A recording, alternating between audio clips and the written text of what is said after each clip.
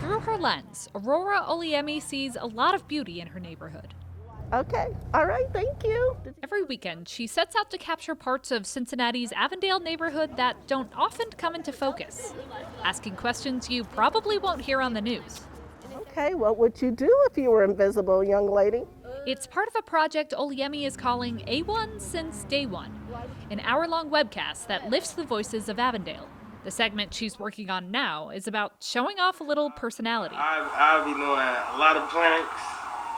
That's one thing. Oliemi shoots and edits everything herself, often interviewing strangers. But even when the questions are lighthearted, it's clear her neighbors have some big issues on their minds.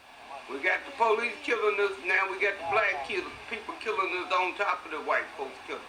So if I had a power, yeah, it would be to wish all the bad people away. That's another major part of the story. Oliemi finds herself at a lot of memorials.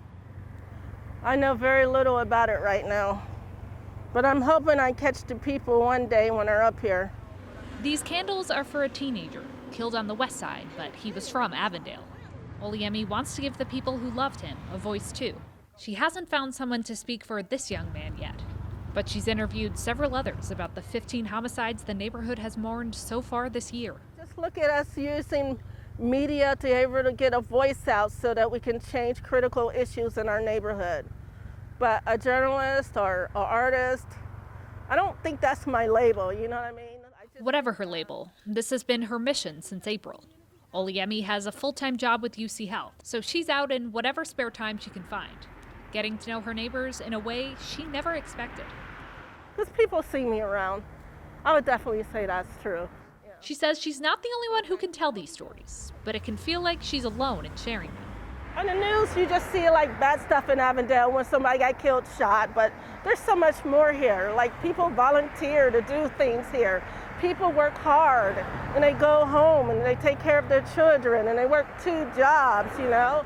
Oliemi is not originally from Avondale. She spent most of her life in College Hill and Clifton. It's her neighbors who have taught her to love her home. Now she's hoping to repay the favor. Her first webisode comes out in December.